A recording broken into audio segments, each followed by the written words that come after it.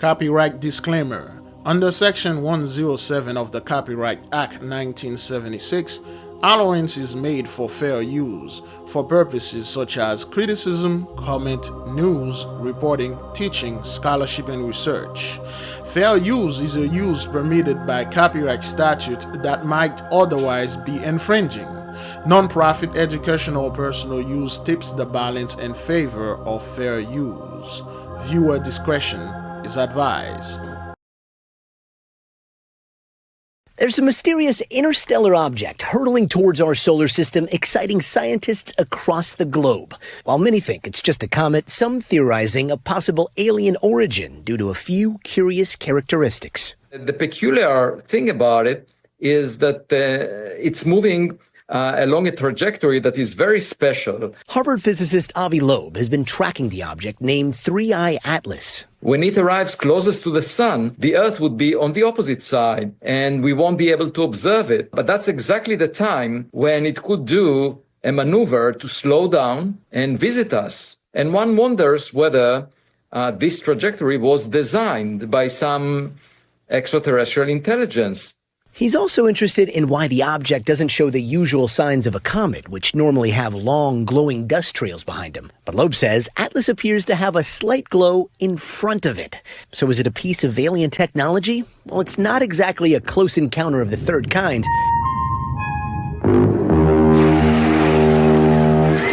The outer space anomaly is still drawing scientists into its orbit. NASA scientists first spotting 3I Atlas in July, just a tiny speck of light sailing through a sea of stars, a mind-bogglingly rare visitor from outside our solar system. We're really excited about these objects. So far, we've discovered 3 interstellar objects, so it's a rare opportunity. Days later, the European Southern Observatory took these high-definition shots showing it traveling a whopping 130,000 miles per hour. It could be 3.5 miles wide, but luckily won't come close to Earth, and not everyone's on board with Loeb's theories. Oxford astronomer Chris Lintott telling Live Science in an email, any suggestion that it's artificial is nonsense on stilts and is an insult to the exciting work going on to understand this object. But Professor Loeb maintains he is keeping an open mind. As a scientist, I'm guided by evidence, not by opinions of my colleagues, because our imagination is limited by our experience on Earth. And when it comes to the vastness of space, there is plenty of room for big ideas. Gotti Schwartz, NBC News. True that. There are billions of trillions of stars, of suns out there. What do you think? Is there life out there? Maybe aliens? We're coming back. This is NBC News. Shalom, beloved brothers and sisters, Jews and Gentiles alike. Welcome. Thank you for being here. It is good to be here.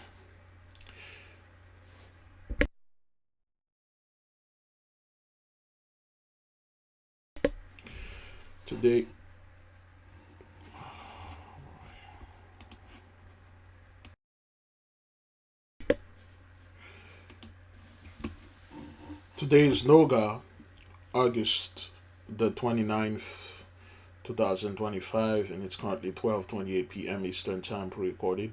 Welcome, beloved, welcome. Again, we are going to go into this thing and we're going to give a little opinion and talk and see what it is that is going on out there. I've been approached by multiple of our brothers and sisters that had sent me this article, and it is said this foreign body that is coming on our way, and it should be here around December the 17th this year. And a lot of the people online, especially 83, are losing their goddamn mind. They don't know what to do. They don't know what to say. Now, before I go into this, I had pray and meditate upon this matter. Of course, I am not moved. I am not dismayed about it. Of course, we do know this thing is not bringing good tidings to 83. Based on my studies and based on meditation and contemplation, this is what I found. For instance, let's listen to this, okay?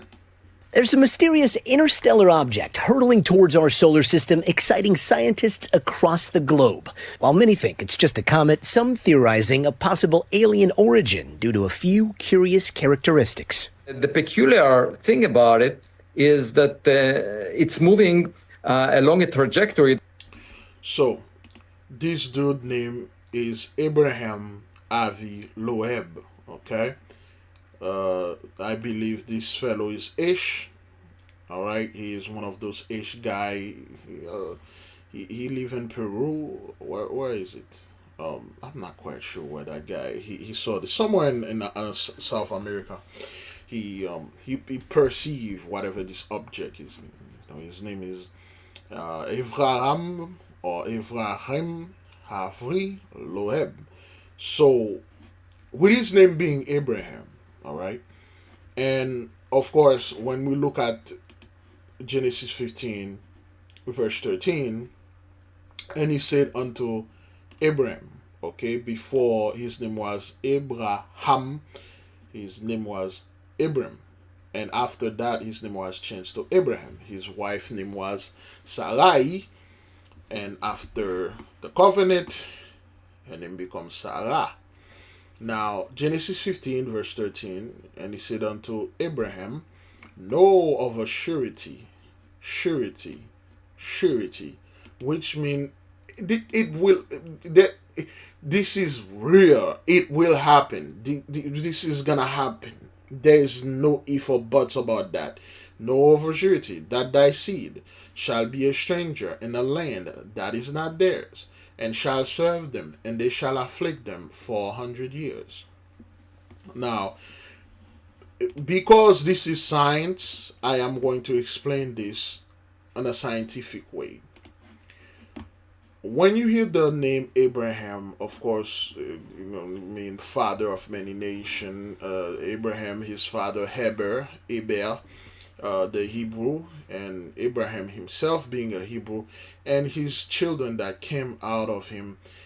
8 forms of Hebrew came out of Abraham, and there's 8 forms of Hebrew out there, and not all of them are friendly to the so-called the Hebrew Israelites, or the Hebrew Jacobites, or the Hebrew Isaacite. Isaac was the one who gained the blessing, and from the line of Isaac, so to speak, all the nation of the earth going to be blessed.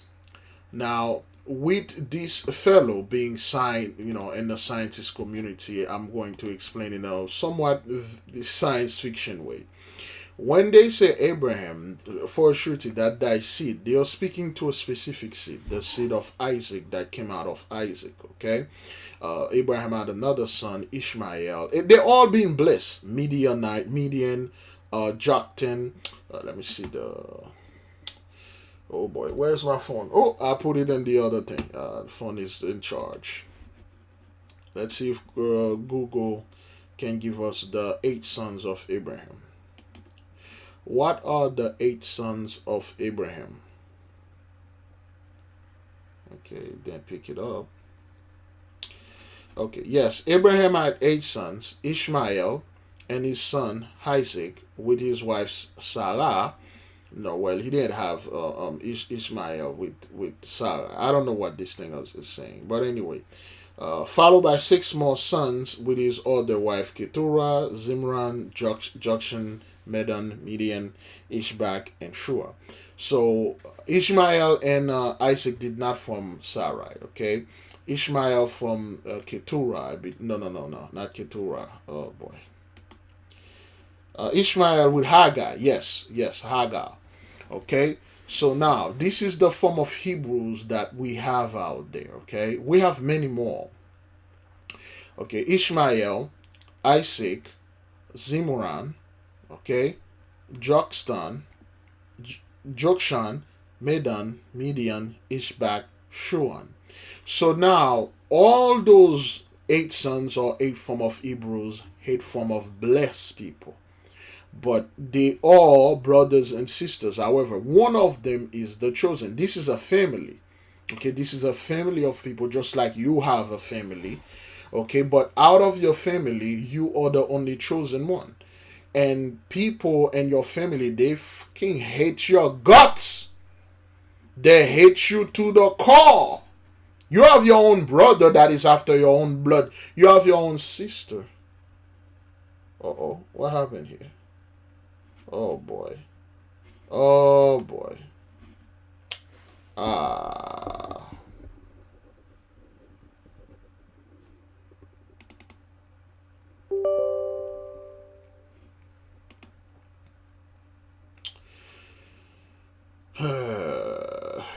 Okay. All right. All right.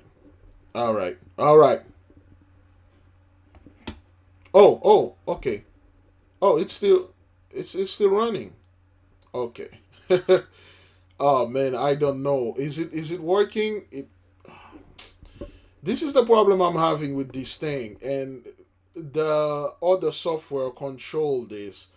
It just sent me a message. It said to restore this thing, and then it seems it's working. It seems it's working. Hopefully it is. I don't want to make this thing 2 hours and find out it's not working. I thought I was going to do this again, but anyway, where we were. Oh boy. Okay. Now we got eight form of Hebrews. This is a family, the family of Abraham or Abraham. Okay.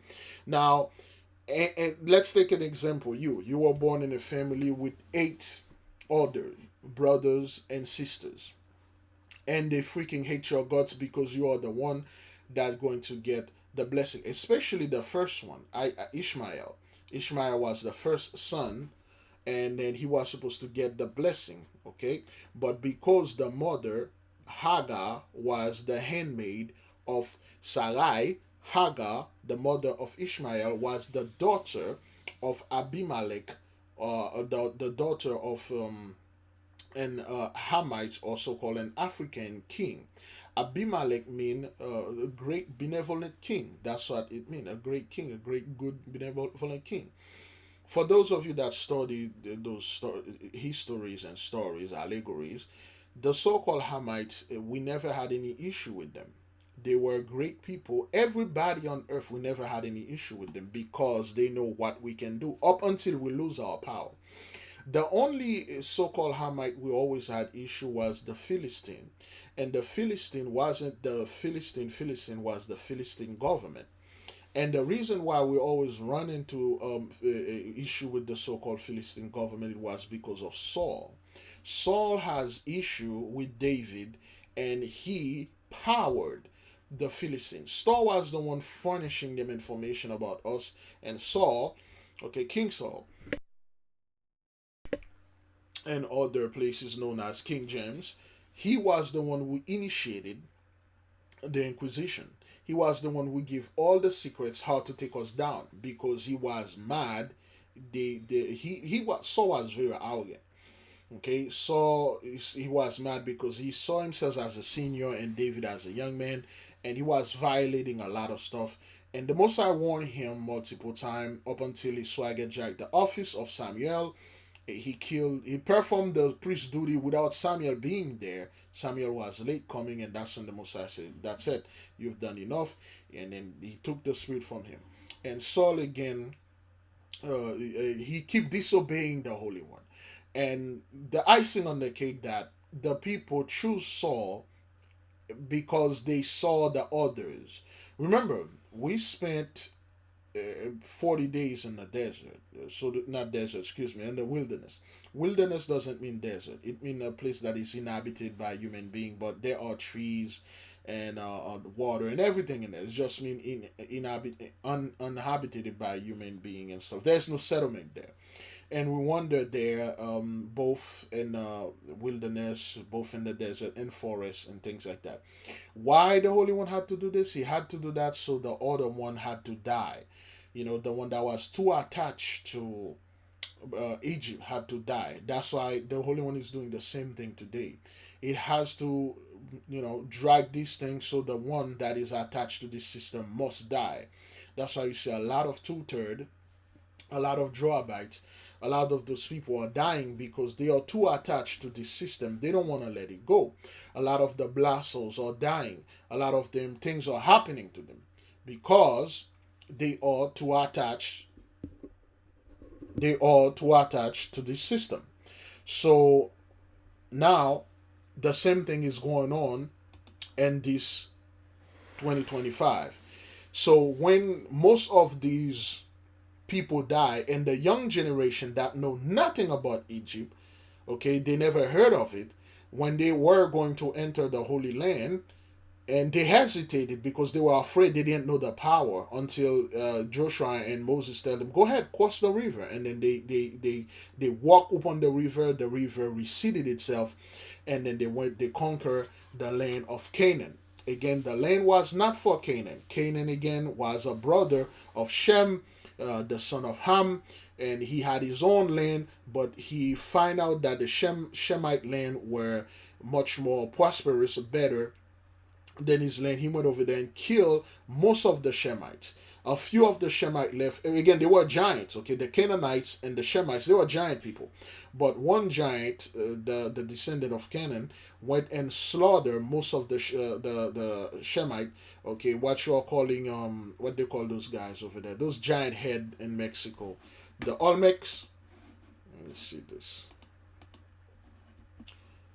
The Olmecs. The Olmec's head. The Olmec head. Oh boy, here we go. So, those were the remnant of the last Shemites. Okay, those are not rocks, or they carved them as rocks. Those are actual head that's been petrified. Okay, heads that been cut off. This is not carving. This is not something they carve, all right? So the Canaanite, they were as big as the Shemite. That's why you see there's a lot of huge structures here. They were built by the Shemites. And the Shemites were living upon the lands from thousands, or literally millions of years before Canaan, was living on his own land. But he decided to come and kill most of the Shemites. Few of the survivors Shemite was Rahab. She was one of the few survivors, and she was so-called a prostitute in the land.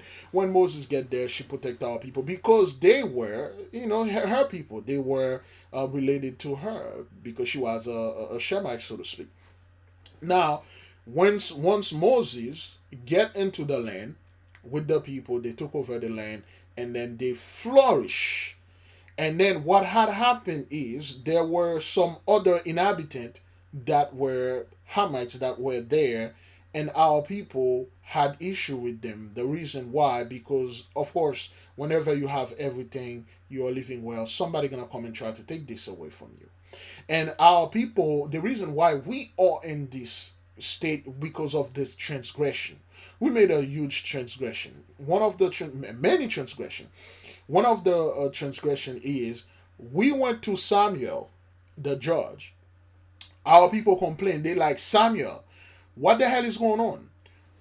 Those folks over there that are below us, our people were very arrogant back then because they didn't know any better. They were spoiled brat, just like Joseph. Joseph was a spoiled brat. That's why the 11 brothers had to freaking sold him into slavery, because he was a spoiled brat. He was very arrogant, and he was all on your face. He was very arrogant, very annoying. And that's what those rich kids are. We were rich back then.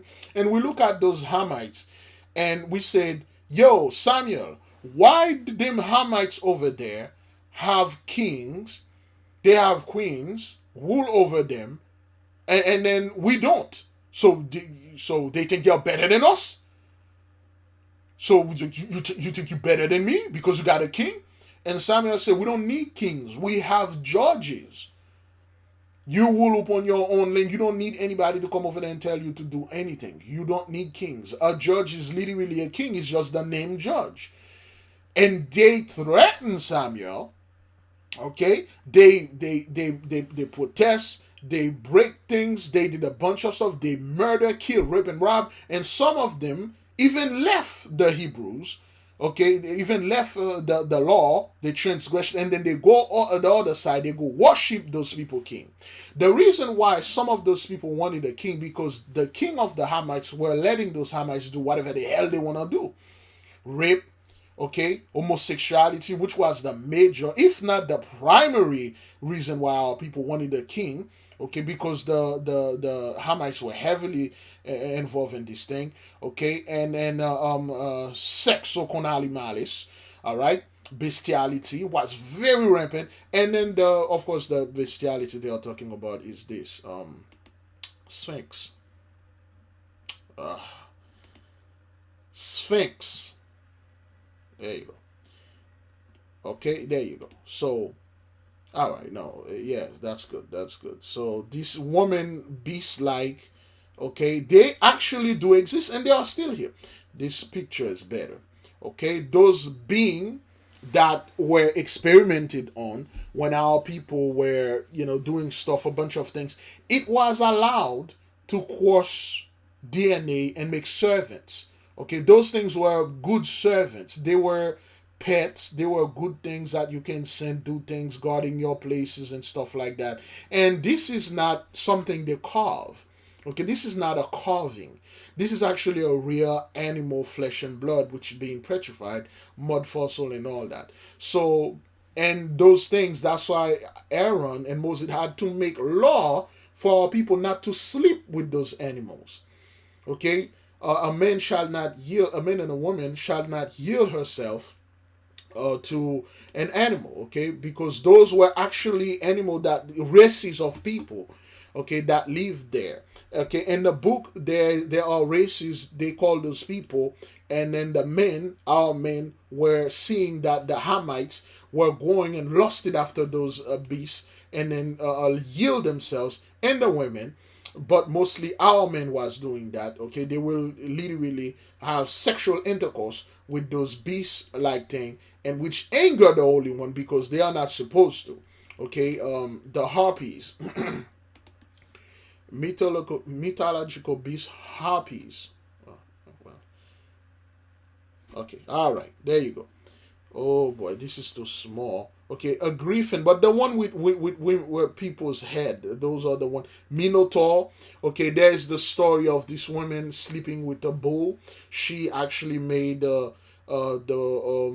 one of those engineer making a mechanical bull, a statue bull, and she entered inside of the mechanical bull and she positioned herself, her back as a female, so the bull saw the mechanical bull or the statue bull as a female statue bull and mounted the female.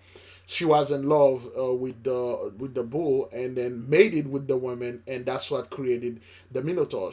That's a Greek story, but this is not story. Those are records. All right, so you got the races of the Minotaur. They do exist. They are in the astral realm. They evolve so fast. Okay, they evolve beyond whatever we can possibly imagine. So now they had to make laws for our people not to sleep with this because they saw if you read the book boy, I forgot the book name. It's about Og and Mahan, the son of Cain, and he was involved. The son of Cain was heavily involved of yielding himself into those horse-like animal. Lamech. It was Lamech. What was it? Lamech of Cain. Yes, the book of Lamech of Cain. Let's see. The book of Lamech of Cain. Okay. All right. Let me see this. Forgive me, beloved. I'll get into the point. The book of Lamech of Cain. Okay. Here we go. And this book, the book of Lamech of Cain and the Leviathan. This is not stories they talk. We studied this book, the book of Lamech of Cain and the Leviathan. That's why we know so much about the Leviathan. It actually explained to you what Lamech was doing. Lamech was the only child in the Cain line that was the one that came to look for forgiveness, and he couldn't be forgive. Lamech followed the law. He did everything, and that's why Lamech was the most dangerous. That's why Lamech become greater than Cain. He become Master Mahan. The priesthood of Mahan, the church, the Catholic Church, was established by Mahan, aka Cain, to combat Seth, okay, or Abel, the son of Seth. He murdered Abel or Abel, and then the other brother was born Seth, which is the righteous church. The high priesthood was given to Seth during that Lenten era and stuff like that. High technology Haitians, things like that, and then Cain, aka Mahan, formed the hood, the church, the priesthood of Mahan, and then his son Lamech become Master Mahan. Lamech, the reason Lamech got all this information, he had to go study under Jared.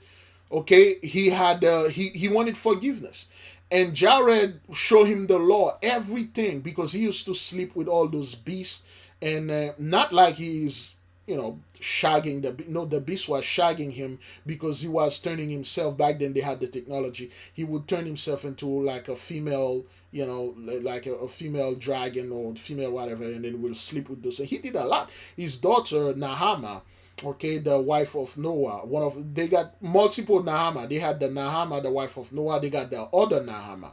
Okay, but anyway, long story short, those people did a lot, and our people saw how the Hamites, let me see, metallurgical beast, harpy. There we go. Okay, our people saw how the Hamites was, having, sexual intercourse with those beasts, and they were killing, drinking blood, partying, and all that. They wanted to do it too, and they go to the Hamite. They say, "How you guys all doing those things and you're not being punished?" They say, "Well, our king blessed us.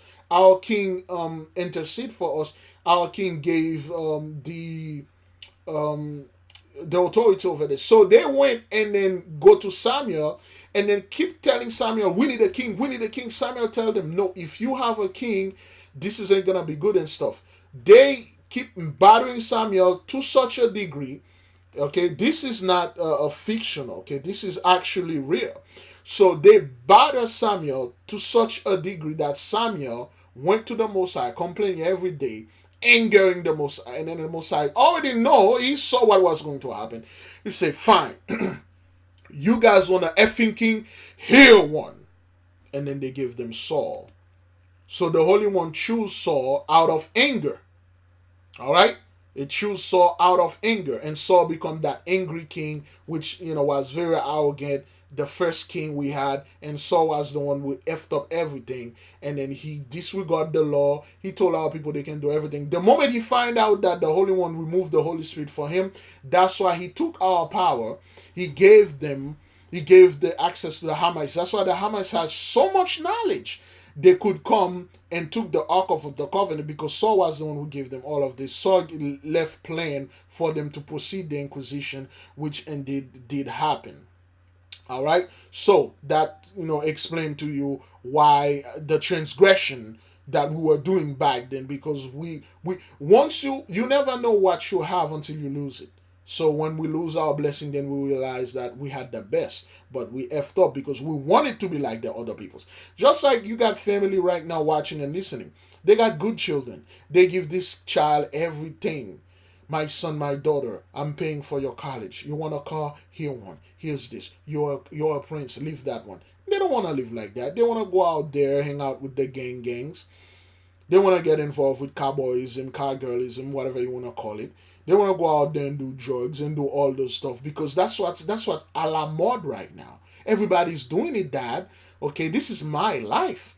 I can do whatever the hell I want. You plead with this child. Say, "Baby girl, please don't do this. Don't do this to the family. You're bringing shame to us."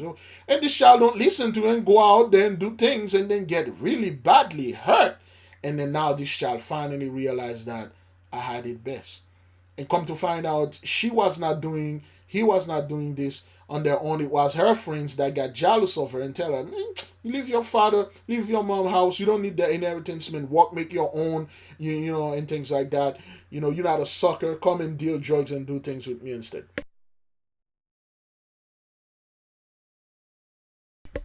So, and then after the child find out that once he or she hit rock bottom like the others, and now they come, and then the child was causing so much issue to you, kick her ass and his ass out. So that's why I explained, you know, the one of the transgression.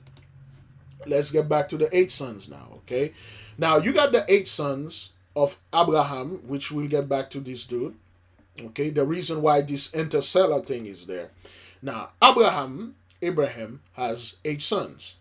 All of those are a form of Hebrew. We got the Ishmaelites, the Isaacites, which later become the Israelites. Okay, from Isaac you can trace it all the way back to Enoch. Okay, we'll get back to Enoch. We'll leave Enoch there. Okay, the Zimranite, the Jokshanite, the Medanite, the Midianite. Who were the Midianite? Okay, the sons of Keturah.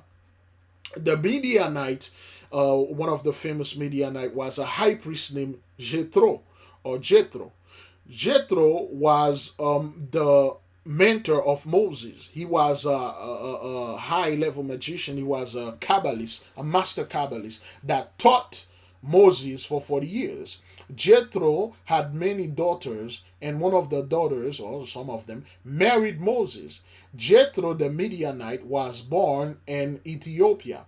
That doesn't make him Ethiopian. He was just upon the land. All right, he was a Hebrew Midianite. His daughter born being a Hebrew Midianite, and then because she was born in Ethiopia, they named her. They said she was an Ethiopian woman by citizenship. Just like there are many people that are born upon our land, they call them American and U.S. citizen, but they are not from the bloodline of Israel, so to speak. Now, this woman ended up marrying Moses and stuff like that, which angered Moses' sister, what's her Miriam or Mariam, okay, but she was a Hebrew woman. All right, so now Ishbakite and Shuahite, they are all Hebrews. The Midianite were to a degree friendly to us up until the story of Gideon. They were not friendly. All those people knew that Isaac had the blessing, and they all gang up against Isaac and to hate him. They were friendly at first, okay, especially the daughters of Agar, Ishmaelite. The Ishmaelite were like the worst enemy of Isaac, because Ishmael literally tried to murder Isaac. The reason why, you know, Sarah had to fight with her, beat the mother and the son, because Sarah one day caught Ishmael aiming his bow right in front of Isaac. He was gonna kill him, and Sarah, you know, run after him and kick Agar out. But Sarah, being a woman, she went overboard and beat the mother so bad, and he kicked her out. And then that's why the angel come to Agar and say, what the hell, what happened? She said, Sarah beat us so much. The punishment was so much. It was too much. And then the angel blessed Ishmael and Agar. You know, that's why those guys have all this money and the oil over there. That doesn't mean they all Esau. They just were blessed because of what Sarah did to them, okay? So now, you have all those people. Those are the Hebrew form. But you got Isaac that were blessed, the only one that from the line of Abraham. So when they are talking about thy seed, they are talking about only of Isaac, nobody else. Okay, nobody else. So now, Isaac now connected Abraham, Aviloeb.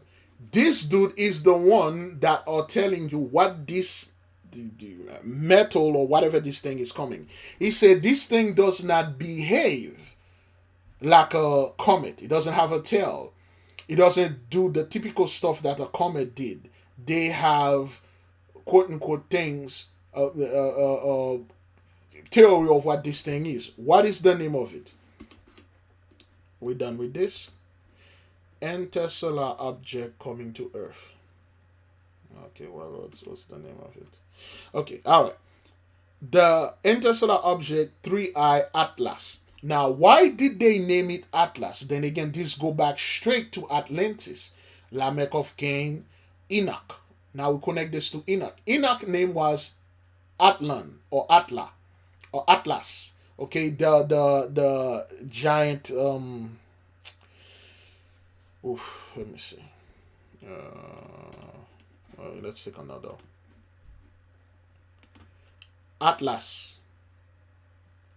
So, Atlas, it is said he was punished by the god to hold on the earth on his neck, on his back of his neck, on his back of his let me see which software. Not software, pictures the best. This one could be good. Okay, he was punished to hold the earth on the back of his head and hold it. Now you have this object coming named Atlas, just like the god Atlas, which is another name for Enoch. Atlan, Atlantic, Atlantis, Atlanta, Nova Scotia, Tortuga, Atlanta, the real Bermuda Triangle, the return of Atlantis. This object, it's not something that passing by. It's a return. It's a returning object. Why we know it's a returning object? Okay. Now Atlas is the third degree, is the third vertebrae of the neck. Let me see. Is that what that is? What is the third name of the vertebrae of the neck? Neck vertebrae name. Okay. The first vertebrae, excuse me. C1 Atlas, okay. The 7 vertebrae of the neck are known as cervical vertebrae. They are named C1 to 37 from top to bottom. Okay, those are the 3. Atlas, axis, C3 through 7 subaxial cervical vertebra. So Atlas is the first neck bone. Let's see if we can put this. Okay. The vertebrae or the spinal cord, what we are calling Kundalini.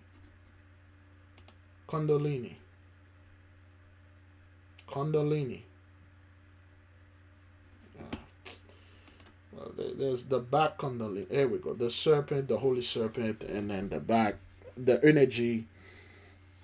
Okay, and which is flow. The head of the Kundalini is it's follow the back of the stuff, the energy chakra and all this thing. Then again, this is advanced learning, beloved. Okay, if things like that scared you, you shouldn't be here. I'm taking a big risk of explaining this live and public. This is things that's supposed to be explained in private. That's why we don't want the profane to gain access to this, and they will go ahead over there and profane it because they don't know what those things are. They are afraid of it. Snake is the devil, is Satan. A snake was the one who tell Eve to eat this and after that rape her. Okay, because that's how they know. That's what the church tell them to do. So okay, if you're not comfortable with this, you can just please leave. So now, Atlas. Let me get this straight because I thought Atlas was the neck vertebrae name. Give me all the name for the neck vertebrae. Okay. Let me see this. Okay, well, we take Atlas. Atlas. We'll take all the 3. You know what? We had it right over there. There we go. We'll just stick with those 3. Remember, the name of this... there we go.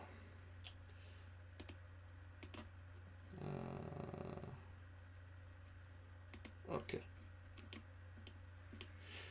The name of this object is 3I Atlas. Now you got the 3 C, of the neck bone or the vertebrae. The first one is Atlas, the second axis, and the third is subaxial cervical vertebrae. Okay, we'll call them suba. Okay, you got Atlas, axis, and suba. Those 3 are connected to the name 3I Atlas.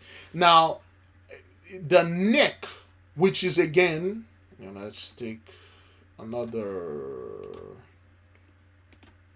The god Atlas. There you go.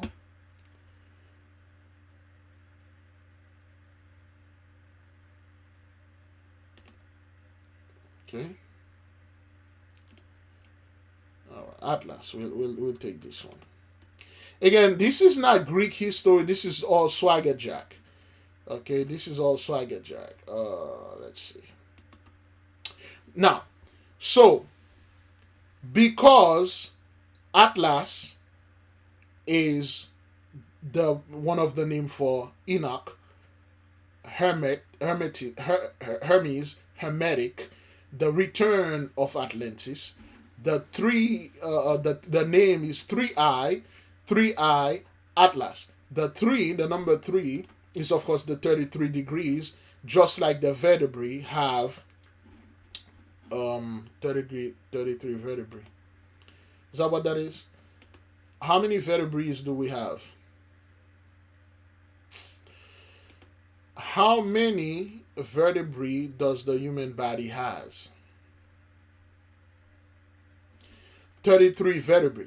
Okay? The human body has a total of 33 vertebrae, which are divided into 5 regions: 7 cervical, 12 thoracic, 5 lumbar, 5 sacral, and 4 coccygeal. So now 33, or number 3, which is the 33 degrees, the highest of the learning, which is indeed, it's only 3 degrees. What are the 3 degrees? Physical, mental, astral, or in order, mental, astral, physical. Coming from top, mental, middle, astral, bottom, physical. Coming from the bottom to top, bottom, physical, middle, astral, top, mental. This means this object that is coming in our vicinity is going to have an effect on all 3 planes. To the physical realm, it will have effect. To the astral realm, it must have effect. And the mental realm, it will have effect. The return, quote unquote, of Atlantis, the Atlantean energy. The return of Enoch, so to speak. The return of the learning of Enoch. Remember, Enoch, also known as Shem. It has many names: Atlas, Hermetis, Trismegistus, Shem. And then he taught Yahushua, what people are calling Jesus Christ, was a Kabbalist to the highest degree, Enochian follower, or an Atlas follower, so to speak. This thing that is coming here, it will have the same energy. And nail in the coffin, the Book of Miracle. We studied this book. Okay. We studied this book, which shows this thing in the sky. Okay? Those objects in the sky. This is nothing but the return of this object, of this fiery object that people are going to see. And when they do, they're just going to do the same thing that they did during Asheville. They're going to ignore it. They're going to do the same thing that they did, excuse me, doing Palisade Fire. They will ignore it. They're just going to do the same thing that they did with all those flood that happened over there in Texas that killed all those millionaire, billionaires' daughters. They're just going to ignore it. They're going to pretend it doesn't exist. Just like all those things that they saw happen in New Jersey, those spheres of light, those things in the skies that Mr. MBB33 been posting out there and telling people, the good doctor over there in England, they're just going to act like they don't see it. They're just gonna act like everything. Oh, what about Trump? What about that thing going on in DC, man? Oh man, ICE, man. Oh yo, we need to talk about this. Yeah, well, they released R. Kelly. Oh man, they arrested Diddy. Oh man, they killed Bill Cosby. And they will have the Blasso will use this just to get our people attention. They will just try to ignore it. In the Book of Miracle, okay, they got all those signs in there, and 3-Eye Atlas is one of them. Most likely this one that they saw like a burning wood. Okay? Alright? 3-Eye Atlas.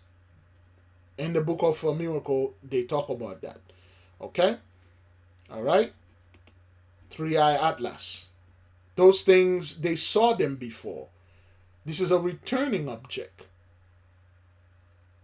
Alright? That's what explains all the clues with the name Abraham, and it's only coming to bless this particular seed. This thing is friendly to us, and you know whatever is friendly to us is the opposite for anyone. This thing will and already have great effect upon us. And then he already, that's how you see those folks out there, 83, are losing their goddamn mind. All right.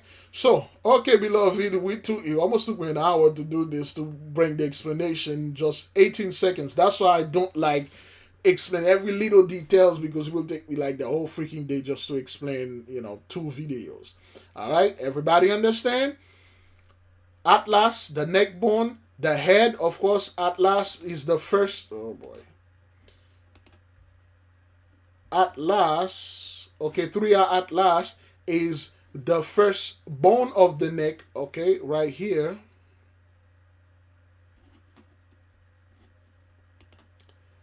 Atlas vertebrae neck.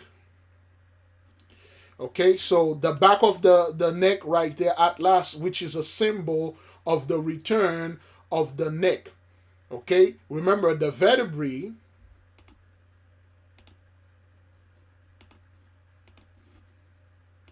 The human vertebrae. The human vertebrae. Now, when you look at the human vertebrae, it has a head, it has a tail. All right? There you go. The human vertebrae has a head, it has a tail. So Atlas is the head and Caix is the tail. This is the return of the head. Okay? 3R Atlas will make us the head officially again. It's a switch. It's this frequency. 3R Atlas, the 3 dimension, the 3 realm, and then now the head is coming. This huge weight that was upon our head is being lifted up. Atlas was punished by holding the struggle of the earth upon his neck, and then now the punishment is over, and then he's gonna take a break. And somebody either gonna hold this goddamn earth or something else. Does that make sense to you? Do you understand? Do you have the clarity? This is what I got through meditation, contemplation, and praying. Okay? Now, Director of Harvard Institute for Theory and Computation. Let me put in conclusion concerning this the scientist. Literally is scientifically speaking, we are living in this simulation, just like the Matrix. Okay, the thing with the Matrix, everything wasn't real, and it up until you die. If you die in the Matrix, you die for real, which means it is real. This simulation that we are in, because of our transgression, we were put into it. We are coming out of it. We are coming out of it. The simulation is over. All those things you people were getting, to you they were real, but which is of course a simulation, the computation, it is over. All right. Now the AI that controls this simulation is on our side now. That's why you people decided to give all the truth about AI out there and put it. It's not actually artificial intelligence. It's actually external intelligence. Is the intelligence that is outside the earth that controlling this simulation, and it is destroy you, and then they putting us back on top. Okay, just like the movie. I can't go into it. Valerian et Laureline, and go watch it. Along a trajectory that is very special. Harvard physicist Avi Loeb has been tracking the object named 3I Atlas. When it arrives closest to the sun, the Earth would be on the opposite side, and we won't be able to observe it. But that's exactly the time when it could do a maneuver to slow down and visit us. And one wonders whether this trajectory was designed by some extraterrestrial intelligence. He's also interested in why the object doesn't show the usual signs. Again, the image by David drew it. We just talked about David and Saul. Of a comet, which normally have long, glowing dust trails behind them. But Loeb says Atlas appears to have a slight glow in front of it. So is it a piece of alien technology? Well, it's not exactly a close encounter of the third kind. The outer space anomaly is still drawing scientists into its orbit. NASA scientists first spotting 3I Atlas in July, just a tiny speck of light sailing through a sea of stars, a mind-bogglingly rare visitor from outside our solar system. We're really excited about these objects. So far, we've discovered 3 interstellar objects, so it's a rare opportunity. Days later, the European Southern Observatory took these high-definition shots. Excuse me. Again, you can see this one, Oumuamua, 2017, 7 years, from the eclipse from 2017 to 2024. You people never did repent. You're still doing the same ish. And 2019, when the last, time of the blessing, 2 years later, Borisov came in and the blessing is over. And now you got the closing key at last coming. Again, remember, after 2019, 2020 get there, that's it. And you people are in the loop of 2020. You can't get out of it. Rare opportunity. Days later, the European Southern Observatory took these high-definition shots showing it traveling a whopping 130,000 miles per hour. It could be 3.5 miles wide, but luckily won't come close to Earth. And not everyone's on board with Loeb's theories. So, yeah, the thing is that we have 7 planets that affected the Earth. Because of astrology, I'm referring to the moon and the sun as a planet. Anything that enter around in this space, they will have effect on us. Oxford astronomer Chris Lintott telling Live Science in an email, any suggestion that it's artificial is nonsense on stilts and is an insult to the exciting work going on to understand this object. So, and those are the guys that, they are rigid. Their mind are not open to anything. And everything is pretty much what they learn in school. They, whatever object that is over there, it's a comet, which people, they have no idea what comet is. If it's anything else, it's absurd. You are telling me that the stuff that I study at Harvard and stuff, and those are the expert people listen to and stuff like that. One thing you must know concerning these things, those people are freaking terrified. Okay? They are deathly afraid. Me, myself, and my people, we are not moved. We are not dismayed. But Professor Loeb maintains he is keeping an open mind. As a scientist, I'm guided by evidence, not by opinions of my colleagues, because our imagination is limited by our experience on Earth. And when it comes to the vastness of space, there is plenty of room for big ideas. Gotti Schwartz, NBC News. Okay, we got that out of the way, beloved. Okay, it took us like how long? Almost an hour. All right, let's keep on moving, beloved, and see the situation of this earth, this situation of this system. What's going on with people? Well, let's move here. The church. Tonight, fires. What's going on with that blessing? Wind and heat causing extreme weather conditions across the West. Oh my God! Something just picked up and blew into our RV. In northern Nevada, this is the scene at Burning Man. Wind gusts up to more than 50 miles per hour, causing a freak dust storm, wiping out some camps and severely limiting visibility at the start of the week-long festival. Lost the kitchen tent, came down on top of people. Videos showing some people head to toe covered in dust and clinging to poles trying to save their tents. Traffic to get inside the makeshift Black Rock City backing up for hours, with the National Weather Service also warning of possible monsoon thunderstorms. The scary conditions reminiscent of the disastrous mudpocalypse 2 years ago, when heavy storms left tens of thousands of. So I believe Chris Rock or Dave Chappelle got caught up in this. We made a huge research video about this. We told you those people cannot enjoy those time anymore. Whatever that they are doing, it's just not working. It's something always come up and mess with the blessing. But people really don't care. People don't want to listen. People, to them, everything is a game. To them, like, yo, I gotta enjoy this blessing. You got all those millionaires, rich people, even billionaires go to this thing and to hang out and do stuff, which again, I'm not against that. Hey, this is your blessing, enjoy it.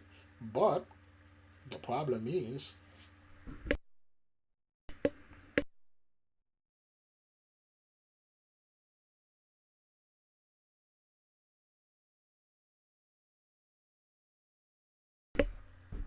Okay. The problem is the Holy Spirit, the Most High God Almighty, is not on board with this. Your fun is done. And this isn't fun. Having this giant storm and things like that, this isn't fun, okay? Attendees stranded.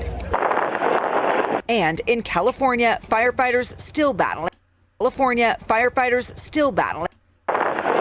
Okay. Michael Steinberg, all right? All right. So the fire in California never did stop. The Grand Canyon fire, they won't talk about that. They won't display or deploy, the National Guard to go fight the fire. They manufacturing this thing over there, and we're gonna go to Chicago next. There's so much crime. Crime is the problem in this country. Yet people ignore those wildfires. People ignore the flooding. People ignore the tornadoes. People ignore the hurricanes. Have you ever asked yourself, what happened to Hurricane Erin? Where did it go? What's going on? Why didn't it do no damage? It was a category 4.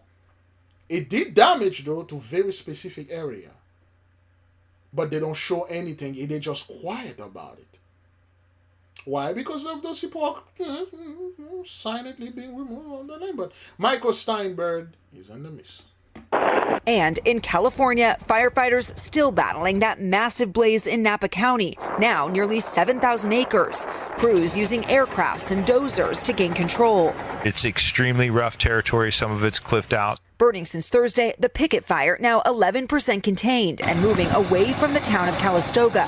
The flames still threatening multiple homes, properties, and vineyards. We do have some evacuation orders. We hope to get those folks home as soon as possible. The fire, one of several across the region. In Central Oregon, the Flat Fire now exploding to more than 20,000 acres with 0% containment. Another concern out west, the heat. 29 million people remain under heat alerts from Washington to Arizona. So, and people will ignore those heat domes or heat waves and things like that. They will just ignore it. Okay, they're like, oh man, it's just like Mother Nature doing things, or it's just like, oh well, you know, this is a climate change, greenhouse houses, greenhouse gas, CO2, carbon dioxide. No, that's not what that is. Something is moving, something is in the ocean moving, and something above is moving. As above, so below. The same movement that you see, this giant thing that is coming from space called Atlas, there's a giant one under the sea too that's coming up. As above, so below. We told you Atlantis will rise again. The one from above coming, meet the one from below. All of it fueling those dangerous fire conditions, not expected to let up anytime soon. Liz joins us now from Los Angeles. And Liz, some spots out west could set records for how hot it'll get in the next couple days. Yeah, that's right, Hallie. Spokane, Washington, and Portland, Oregon are all forecast to hit daily record highs in the 90s. Medford, Oregon could even reach up to 105 degrees by the end of the day. Hallie. Liz Kreutz in L. All right, let's keep on moving.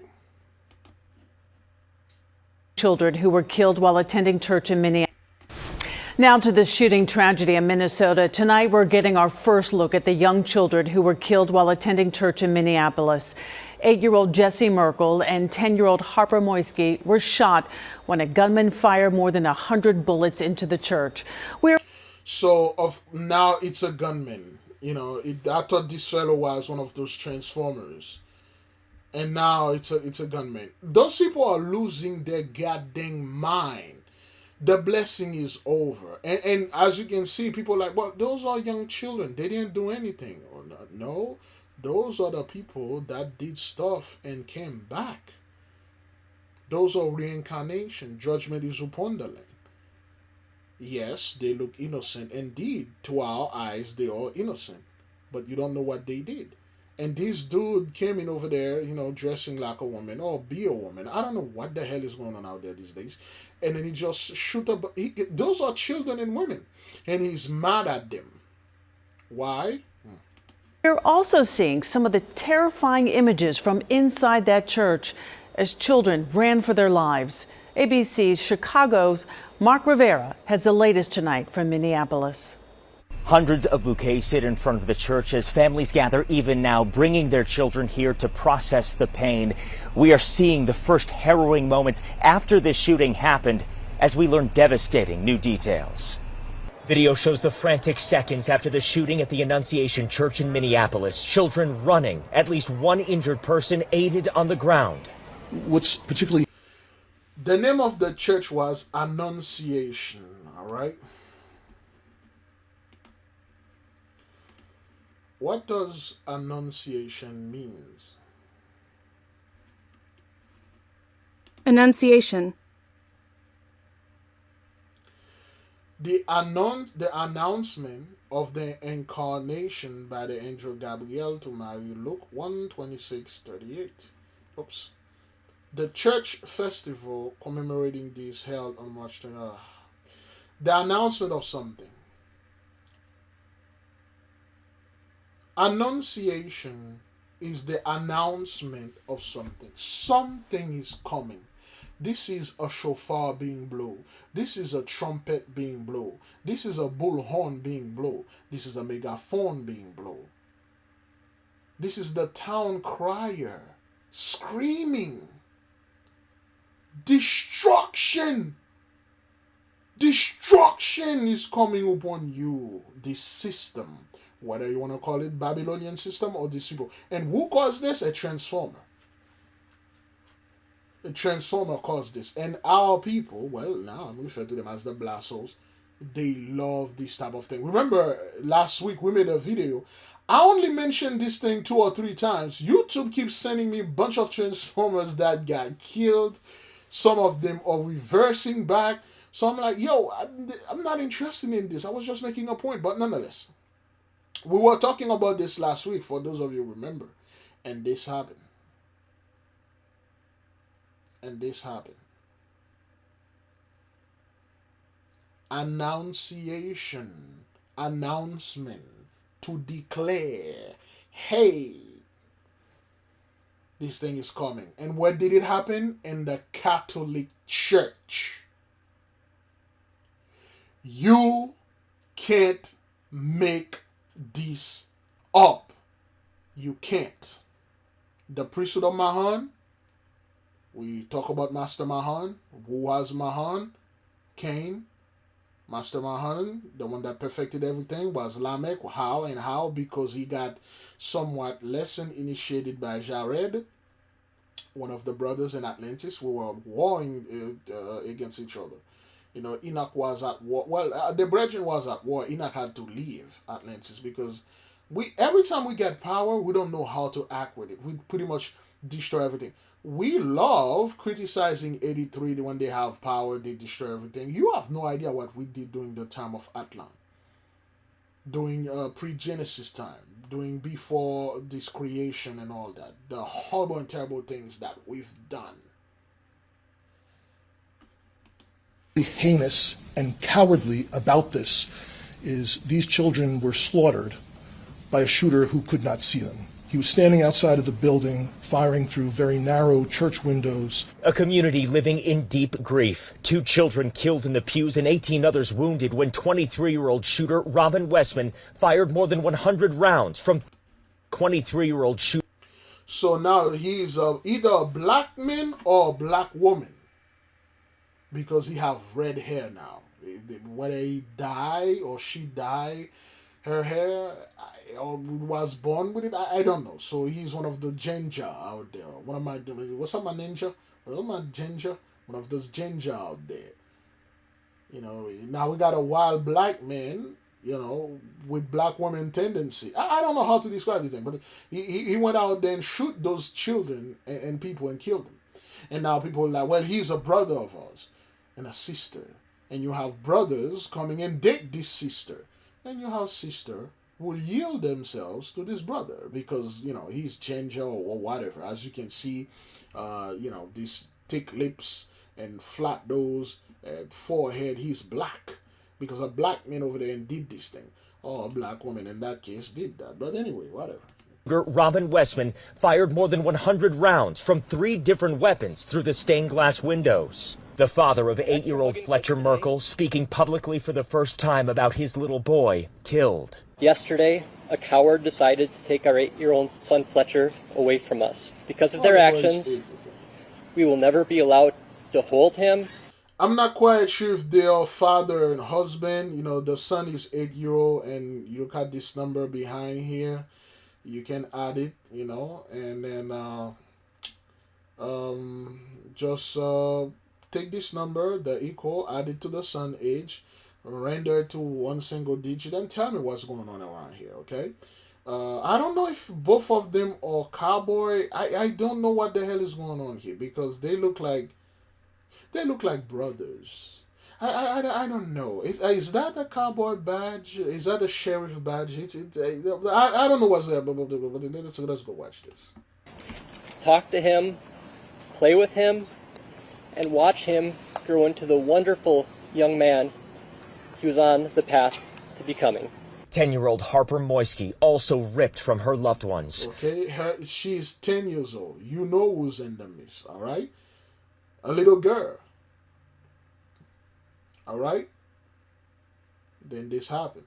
Now some survivors are returning to the site in solidarity. Brock Safe, along with his 10-year-old daughter, who was shot inside the church, but survived with graze wounds and a bullet fragment in her skull. We're beyond lucky.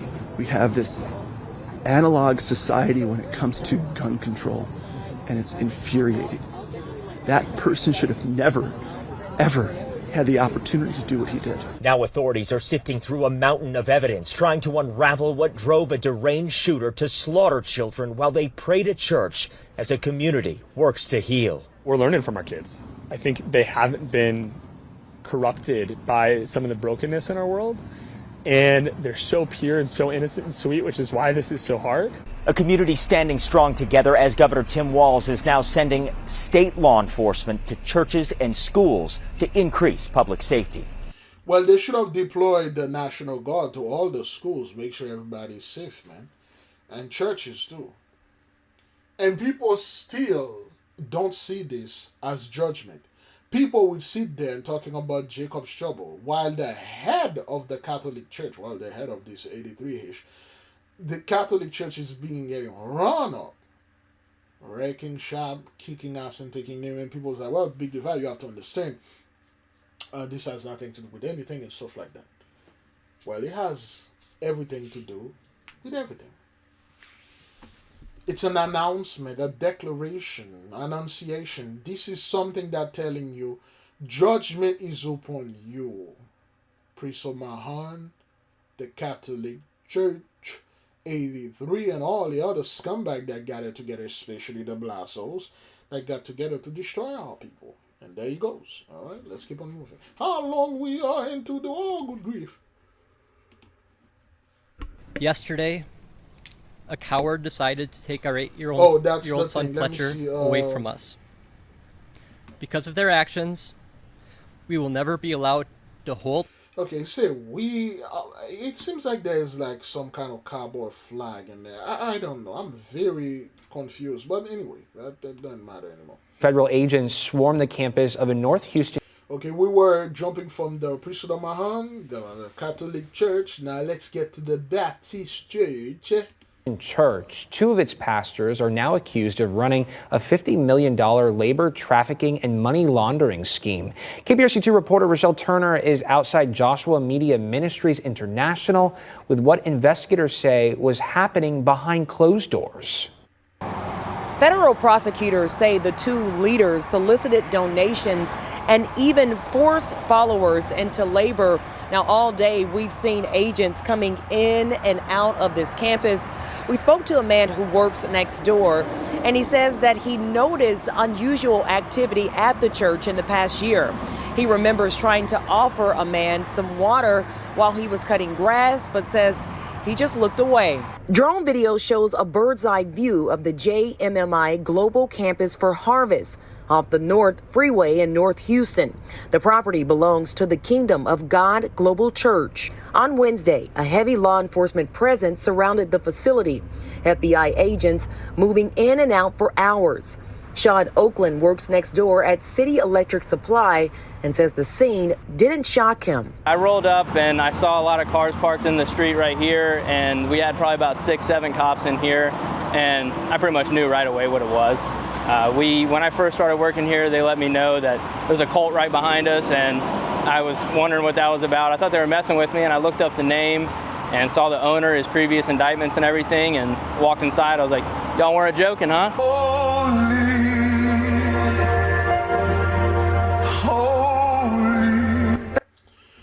Now let me put this straight out there. You got those clowns and the others like Mitchell and all the other scumbag cowboys out there, and when they were in the blessing, they were able to do this type of things and get away with it. And the church won't say anything against that. Don't get me wrong. All those people they were trafficking, the women and the children, it's not like they forced them. They want to be part of that. Especially Blasso. It is something that is sexual. I keep telling people this is something they want that. They yearn the abuse. They want somebody to come over there and abuse them and tell them what to do, hold them hostage, make them slave. It's something they love doing. This dude didn't tell anything. He didn't put a gun on their face. He didn't tell them. He didn't threaten them. They just come and offer themselves for this. You have no idea how many times people are like, Big Levi, we need to get this place and get the women in there and stuff so we can protect them. Oh, hell no. That's not my job. My job is not here to protect anyone. Everybody got their own protection. People love this type of thing. They love go ahead and to those dudes and listen to them lying. Listen to them do all those horrible and terrible things. And the moment this was indicted, he got running with the law before, but they still go to his church. They still listen being there because it's something that they love to do. This is not by accident. They love that. Federal prosecutors say ministry leaders David Taylor and Michelle Brannon ran call centers in Michigan, Florida. Again, David and Michelle, or David and Michael. So you know who's in the midst, who know what's going on here. Texas and Missouri. They're accused of forcing followers to work long hours for little or no pay. It's not, they didn't force anybody. Those people are volunteer. I've seen this many times where people want to be part of certain thing that will abuse them so they can feel some kind of way, so they can feel they are alive, so they can feel like they made some progress or whatever. They didn't force them. They could have leave anytime. They could have called the police anytime. They just, like that guy came and he offered water onto the guy. He looked away. Because they love this type of thing. They want it. It's something that they do. You'll have people watching this here on Friday. Tomorrow, Saturday, they'll go to their Adventist church or whatever. On Sunday, they'll go back to church. It's not like they don't know they shouldn't be doing this. They know very damn well. They're like, I don't care. I love that. Pressuring them to meet steep donation quotas. Victims reportedly lived in ministry housing or even slept inside those call centers with their movements strictly controlled. They would have people cut this big field of grass with a push mower, and they would be out here for 8 hours a day. I mean, from sun up, sundown, and I don't know, whenever I leave, I don't know what happens, but they were here the whole time I was here, and we always joked that it was punishment, and now reading all this stuff, the unpaid labor, I'm sure it was. According to a 10-count federal indictment, Taylor, who called himself an apostle, required some followers known as armor bearers to serve him around the clock. And this is what those dudes, people love that. People love title. I'm a prophet. I'm an apostle. I'm a bishop. They love, man, I'm following Bishop, whatever this name is doing. I'm following the apostle. This is an apostle. Many times, like I said before, people want to put title on me and calling me prophet and things and stuff. I'm like, yo, I'm not, man. Barely a messenger. The only title I accept is student. I'm just a student. I'm learning. I might be a little bit more crazier than you are. I'm just a student. I'm learning. I have no idea what is going on out there. I know that I know nothing. Apostle and prophet or this, stuff. To a degree, yes, I'm a strategos. Yes, indeed. There's no doubt about that. I am that. But apostle and put title that I haven't earned, I haven't done anything apostolic. Bring a disabled person to me or a blind person and say, Big Levi, make him or her see. Well, you can pray and so. No. You need to do things like that. You need to heal people. So you must do and you should do what the apostles and the prophets were doing back then in order for you to be considered one. And people love apostle this. I'm going to this church. This apostle, he kneeled there. He prayed. Oh, Jesus is healing. They love this kind of. It's not like they are forced. They love it. Something they yearn. They want it. Armor bearers to serve him around the clock. Prosecutors allege they transported women to him and in some cases were told to take emergency contraceptives. Oakland says, look, listen, the whole thing about that, it's just those people, you guys always make this thing look one-sided. They force those women to drink contraceptive pills or whatever, so they won't have any children, so they will have sex over there. That's all those guys do. That's what it is. Those women that are part of this, because they want to be there. It's something they're looking for.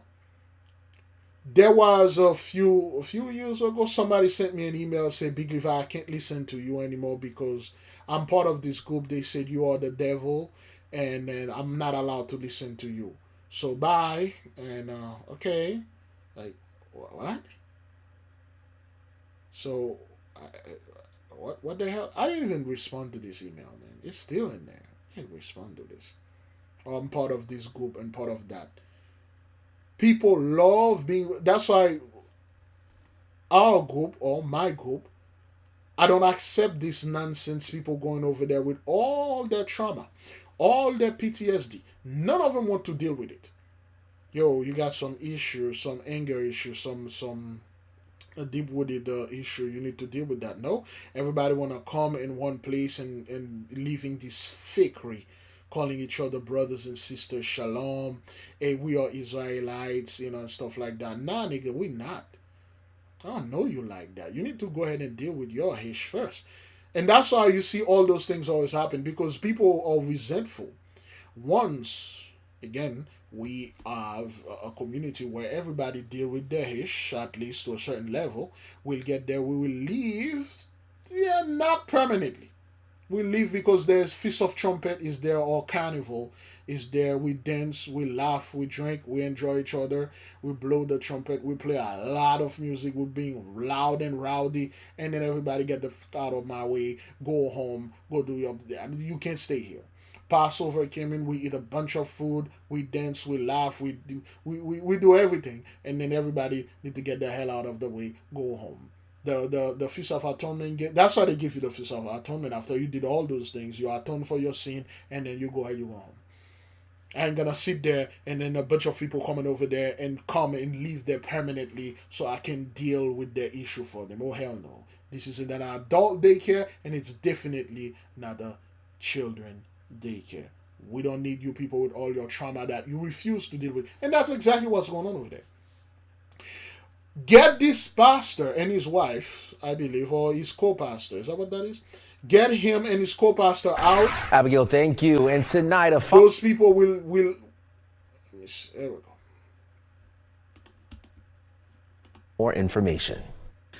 Michelle Brannon, listed as the executive director of David E. Taylor's Kingdom of God Global Church, appeared in federal court Thursday. Get those two people out.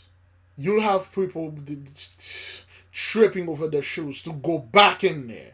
I'm so sorry. It was the devil that told me to go over there and lie on you. It was this. Can you give me Jesus and make me work and stuff? Again, it's something they like, they yearn, they want. It's a fetish. I've seen those people. I studied them. They are in a relationship or something like that is so destructive, so toxic. They love the attention they get when they come and complain online. I see them all the time online complain about the church and stuff like that, as if they can get out of it.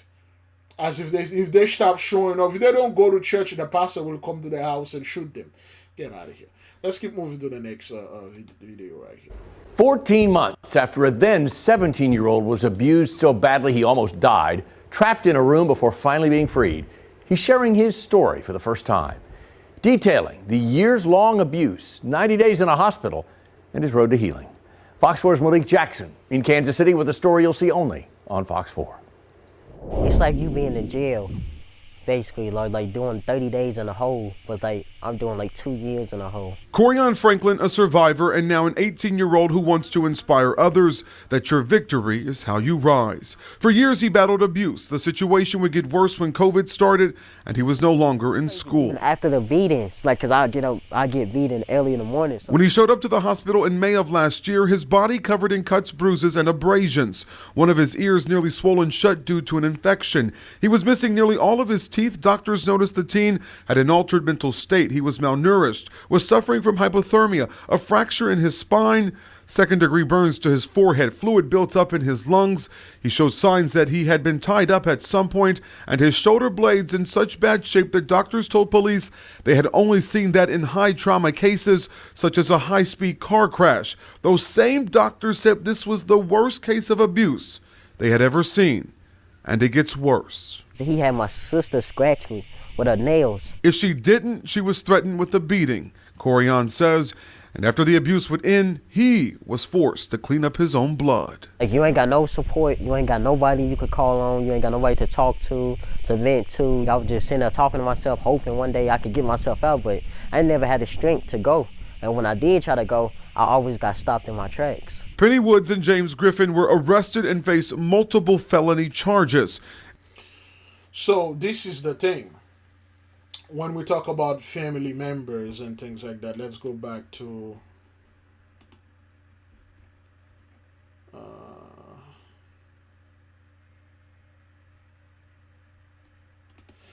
you go. When we're talking about the 8 sons of Abraham, okay, they are family members, and look what they did to the brother, to the fellow. And those are the people we're going to sit and call them, you know, they are the one that come to the community. They are trying to escape what they've done to this young man. And then they will come, brother and sister, shalom, man. And I'm here. I love the Most High. I love my children. I love this. Those are the people that always online talking about we need to protect the children. When in fact, they are the one that are abusing and beating and killing their own children. Those are your Hebrew family. They know you are the chosen. They jealous or envy. They are not. And they'll beat the crap out of you. They'll kill you. And await their day in court. They got custody of Corian as his mother dealt with an addiction. If you could say something to Penny Woods and James Griffin, what would you say to them? Okay, the fellow mother had an addiction, and CPS, so to speak, I'm assuming, gave custody to these people, and look what they did to the boy. I would ask them why. I would just, I mean, cause if you could say something to Penny Woods and James Griffin, what would you say to them? I would ask them why. I would just, I mean, because it's not really nothing I could say besides why. He spent 3 months at Children's Mercy on a ventilator at points and almost died 3 separate times. But now, as Corian puts it, his scars are his trophies. He now works, he's back in school, and sharing the story of the worst 2 years of his life with the mission to give hope to others. To go back and see the pictures of me and stuff like that and just be like, wow. And then look at me now, it's crazy. In Kansas City, I'm Malik Jackson, Fox. So those are your brothers, those are your sisters that do this thing to this boy. Why? What did this kid did to them?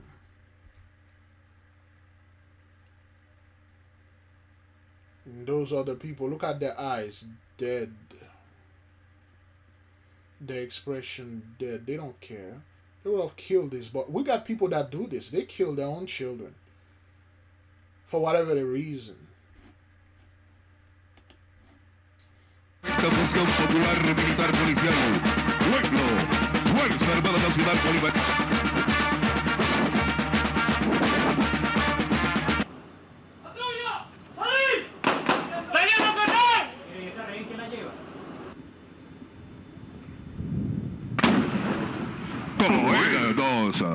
Para las operaciones helitransportadas, especialistas en el manejo de cuerdas.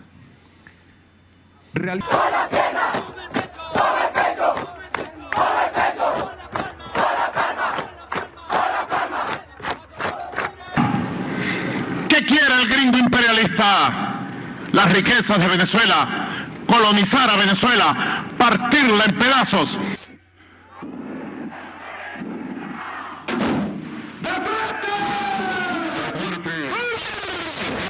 Desarrollada por los Hoy puedo decir, luego de 20 días continuos de anuncios, amenazas, guerra psicológica, luego de 20 días de asedio contra la nación venezolana, hoy estamos más fuertes que ayer. Hoy estamos más preparados para defender la paz, la soberanía y la integridad territorial que ayer. Mucho más.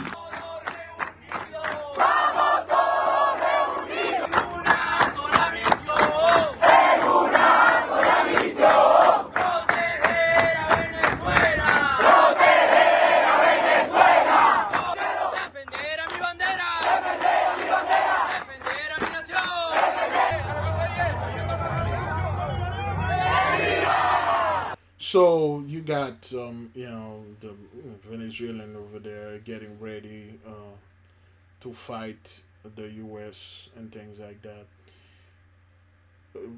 The reason, again, like I explained privately, the reason why they are doing this is because they want to invade Haiti.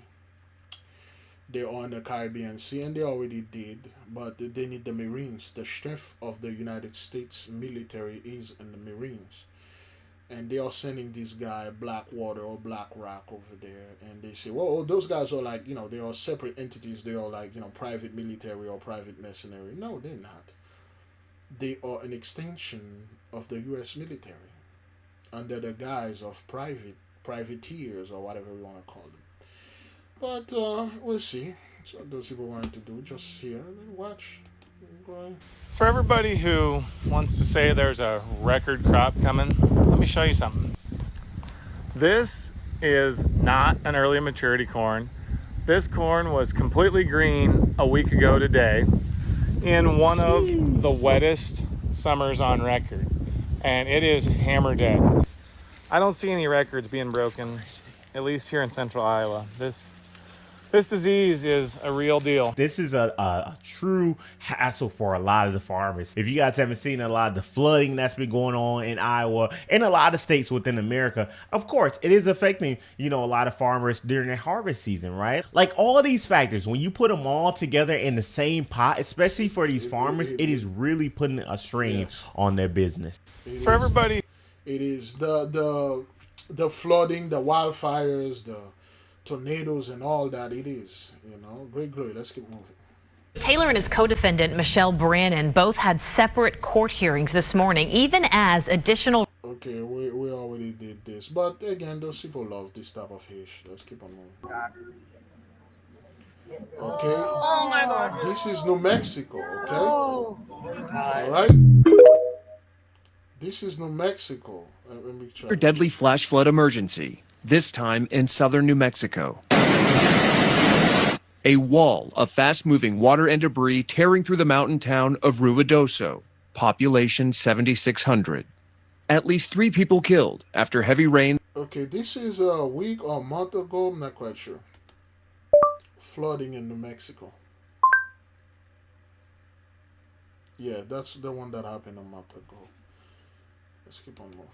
Democrats, including former White House Press Secretary Jen Psaki and Minneapolis Mayor Jacob Frey, attacked prayer and pushed gun control in the aftermath of yesterday's shooting. What's the White House's response to their comments?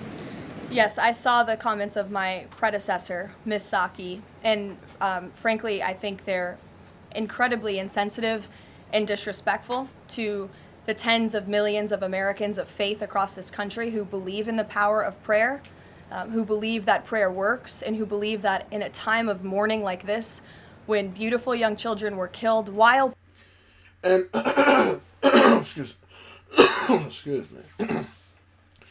This is what you people are good at. Whenever there is a mess, you guys thoughts and prayers. And the reason why your thoughts and prayers usually or used to work, it is because of our people will pray for you. It is only because of that. For a while now, ever since 2020, our folk or the chosen had withdrawn from you people, and they don't pray, they don't give you that energy anymore, and your issues ain't working. Now, this woman literally tell you, we don't need thoughts and prayer, because they know your thoughts and prayer is not working. It's a bunch of garbage. Thoughts and prayer today, we got so far 286 mass shooting happening in America. At least one or two every day. And your prayers can't stop that. Your thoughts and prayer can't stop. People, when you go to Fox News and people like, oh, in the name of Jesus, bless this, bless that. You're so delusional right now. You knew from the beginning none of this bull wouldn't work. It shouldn't work. It can't work. Didn't work. You knew you were under blessing. You knew everything that you were doing because our people had given their consent into your crap. And then now somebody call you out. Somebody say, hey, that bull crap that you are doing is not working.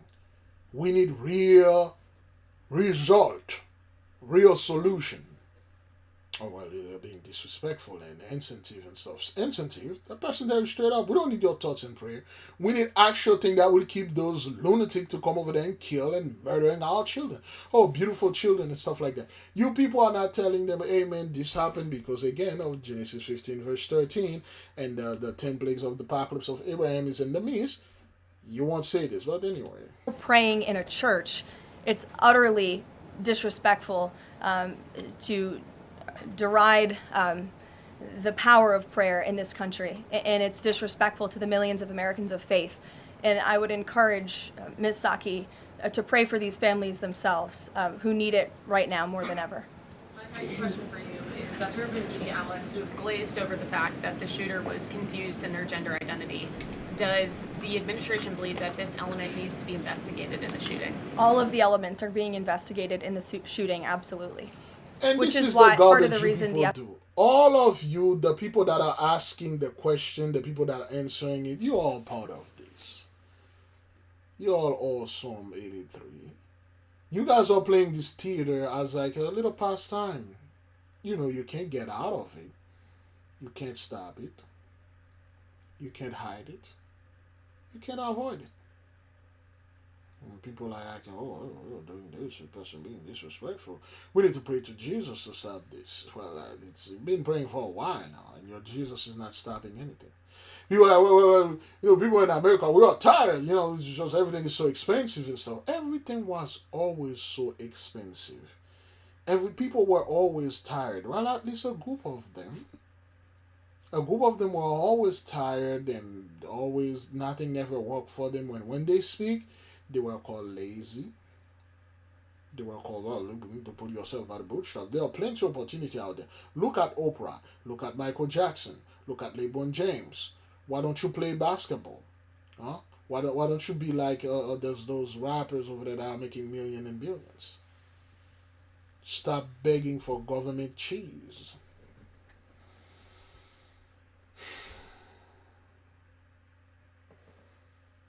Be investigated in the shooting. All of the elements are being investigated in the shooting, absolutely.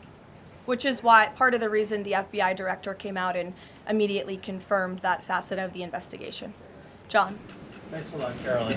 Two questions on two separate issues. First of all, the drone and missile strikes that took place overnight in Ukraine. General Keith Kellogg, listen to this garbage. Let's keep on moving.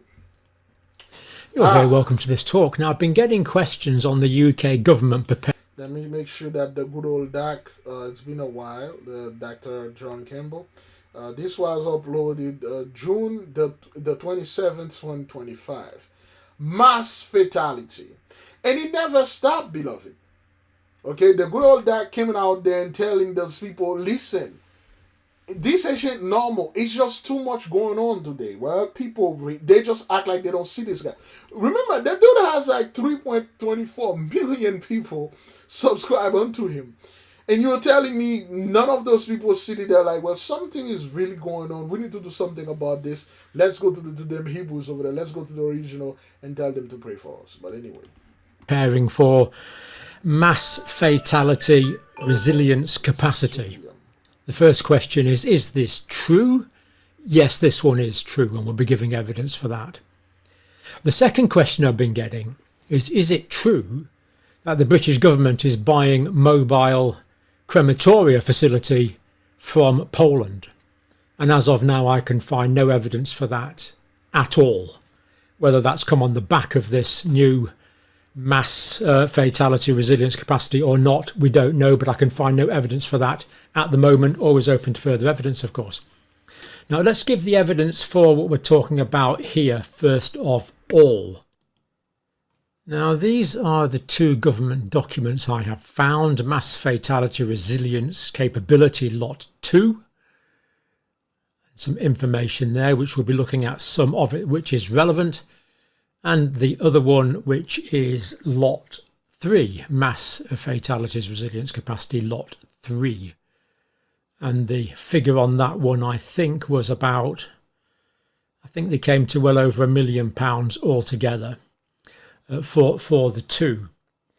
So let's have a look at what this is talking about. Now what it says is here, in the event of a major incident resulting in a large number of fatalities which could overwhelm existing body storage, the Home Office would provide contingency support to the requesting local authority. And these tenders that have now been fulfilled, they're talking about core requirements of storage of up to 700 fatalities across 3 phases. So they seem to have 3 phases of the rollout. And just before we go on, I'm just going to whet your appetite with what we're going to be looking at in a minute. National Risk Register and some of the risks that the government have identified, and perhaps as importantly, some may say more importantly, risks that the government has not apparently identified in this register. Anyway, the first level is soft shell facility, so like glorified tents basically. Minimum call-off storage of 100 fatalities deployable within 24 hours. Hard shell facilities provide storage for up to 150 of the deceased, including bariatrics, so people that were overweight. Delivery and assembly should take no longer than 3 days. And then temporary buildings, alternative buildings and structures, they should allow for both refrigeration and freezing of bodies, at least 450 fatalities, including bariatric, or fragmented fatalities. Now, I'm not quite sure what they mean by fragmented fatalities here. Me too. I have no idea what those people mean. Fragmented fatalities and things like that. Again, those folks are dying, beloved. They are dying.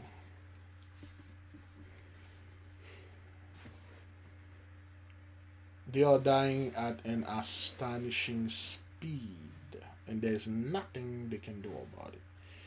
They will put things like, fragmented death and stuff. Oh, okay, fragmented. That means it's not that serious. It's just a little fragment, like a little pinch of it, small stuff of it. Yeah. Whatever, dog. Normally it would mean deaths caused by flying debris or fragments. Yes, like debris. Or it could mean that the sites are fragmented, so one site here, one site there, one. That's what they do. They put those words there to confuse you. Like, what do you mean by fragmented death? Like, is it like people that die? Somebody throw a bottle, and then the bottle explode or shattered, and then the piece of glass is hated them, and then they die. Is that what that is? Well, it's fragmenting death. You have to understand the real psychosis of the interim of this situation. Okay. It's like somewhere else. Or could it even mean bodies that were fragmented? Not entirely clear, it must be said. And anyway, that has to be there within 5 days. So, and the Lot 3 mass fatalities paper from the government, in the event of a major incident resulting in a large number of fatalities which could overwhelm existing body storage capacity, the Home Office would provide the necessary contingents. Now, should this be concerning? I honestly don't think so. This is what you would expect governments to do, to be prepared for the unexpected. I mean, we saw how well the government was prepared for the unexpected pandemic, didn't we? Actually, maybe they weren't that well prepared. Yeah, nobody's surprised. Like, they know those dudes. There's nothing they can do about it. Whether they prepare, they don't prepare. What are you going to prepare for? People are sitting there, well, Big Levi, we need to get prepared. Prepare for what, son? What are you going to prepare? Okay, let's say this thing is coming out of space and it's alien. They're going to attack the Earth. What are you going to prepare for? You got those civilizations that have the ability to travel from whatever deep space to reach here. You're going to fight them with what? Like guns? Bullets? Is that what that is? You're going to throw rocks and shoes at them? Is that? Get out of here, man. Let's keep on moving. This was humanly extremely tragic. The shooting was a shock to everyone, especially those headed to Wednesday evening Mass. Of course, for the entire Catholic community here in New Haven, this is a great tragedy, terrible tragedy, and I myself was deeply moved when I heard. Yeah, those are the priests. Their prayer couldn't stop it.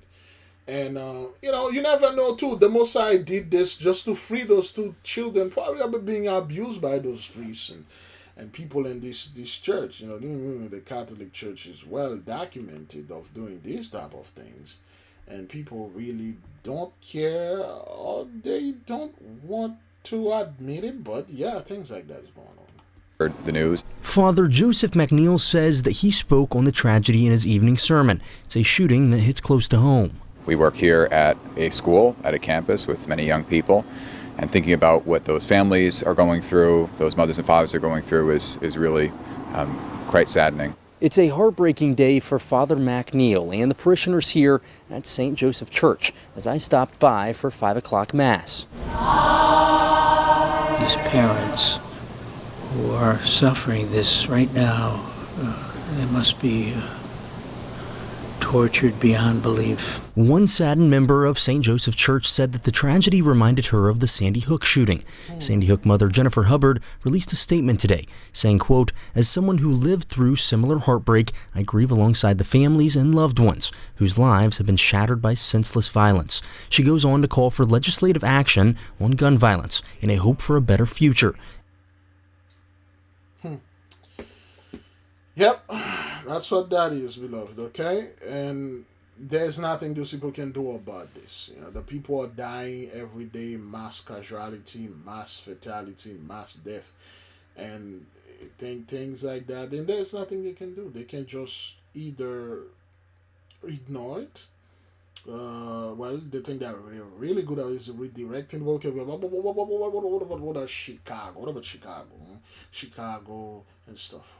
Chicago, this is where all the crime happened. Things like that couldn't and never did happen in anywhere else but Chicago. But yeah, it did happen here. Let me see this one.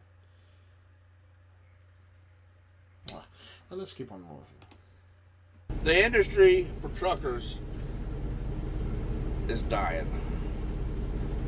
It is being sucked dry by these soulless corporations, and it's got to change. You can't haul freight for $2.38 a mile when it costs $2.25 to maintain the equipment and get the stuff moved. That leaves nothing for the drivers. A lot of companies are doing this, right? They got to cut as much cost and try to be as profitable and as efficient and as productive as possible. They're trying to cut corners wherever they can to save whatever money they can. I don't think $2 a mile is okay, right? When you put gas into it, when you factor in your insurance and your truck, like all these different things. But hey, we're in the find out stage of what, a lot of people thought was a good policy. The industry for truckers is dying. Okay, the industry is dead. I myself, being a fellow trucker, was a fellow trucker, I seen this ages ago that ever since in 2021, and I realized that the blessing is done. The way things were be making and doing, it's not the same. Okay. Now, if I have any advice for my brethren and trucking, I'll say do local. Drive, the garbage truck. It's beautiful, this truck, man. And we must understand, beloved, we are moving to a new paradigm. We are moving to a new age. The frequency is moving. A lot of the things that we knew change. Now, this is going to be, let me see. This is going to sound a little bit pretentious and offensive, but it is. Let me go ahead and ask our friendly AI here. The things like that. Okay, well, let's say.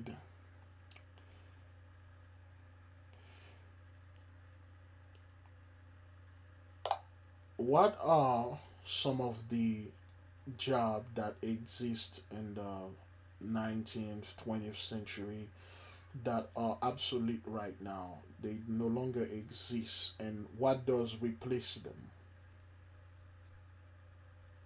Oh, that's a fascinating bit of history. There are definitely quite a few jobs from the 19th and early 20th century that have disappeared over time. Here are a few notable ones and what replaced them. So first up is lamplighter. What they did, lit and extinguished street lamps, originally gas lamps, each evening and morning. Replaced by electric street lights and automated lighting systems. What they did, connected telephone calls manually by plugging and unplugging cables on a switchboard. Replaced by automated digital telephone exchanges and later fully digital telecommunication systems. Knocker up. What they did, walked around with a long stick or a pea shooter to tap on windows and wake people up before alarm clocks were common. Replaced by alarm clocks and now, of course, smartphones.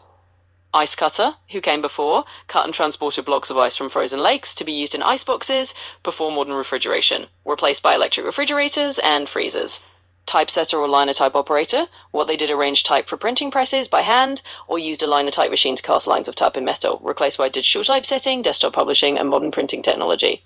Elevator operator, manually operated elevators and assisted passengers before automatic controls, replaced by automatic elevators that we just press a button for. Human computer, what they did, people, often women, who performed complex calculations by hand, e.g. for astronomy, engineering, war and ballistics, replaced by electronic computers and modern software. Many of these jobs disappeared because technology automated or replaced the need for manual human labor. What replaced them are basically the machines, digital systems and software that we now rely on every day. Let me know if you want more examples or details on any of these. And because we are moving to the future, what would be the likelihood that would replace trucking? That's a really intriguing question. As we look to the future, trucking is definitely one of those industries that could see some big changes, especially with advancements in automation and technology. What could replace trucking in the future? Autonomous trucks, how it works, self-driving or driverless trucks that can transport goods without a human driver. Current status already in testing phases by companies like Tesla, Waymo and others. Electric and hydrogen powered fleets, how it works, powered by alternative fuels that reduce emissions and can be more automated. Roll-in replacement, they can be part of a greener, more sustainable automated transport network. Hyperloop and high-speed rail for cargo. Systems like the Hyperloop could move freight. Okay, all right. So, and to my beloved out there, this is not me saying alarming stuff. There are a lot of stuff. Time moves, man. Time change. Trucking was good in the 40s, 50s, 60s, 70s, 80s, 90s, 2000. We cannot expect it to be good forever. Things are changing. There are a lot of stuff that will and eventually be replaced with automation. You know, if I had the money, I would start right now working on a software that can, or a technology that can self-drive, or a truck that can self-drive. All I have to do is build it and put 100 trucks out there self-drive, and all of those 100 trucks work for me or work for my family. There are a lot of stuff. Remember, the system is going down. And I'm not here to be a party pooper, but there are certain things, this shift, this new paradigm that is already here, those things won't survive. The one that can't grow will not survive. The one that can't learn, refuse to learn, won't survive. Is either swim or drown. Cancer. Oh crap, sorry. Okay. Boy, I didn't want to do this, but yes, colon cancer is an issue in millennials. It's very well documented. I have people that are very young that die from this thing.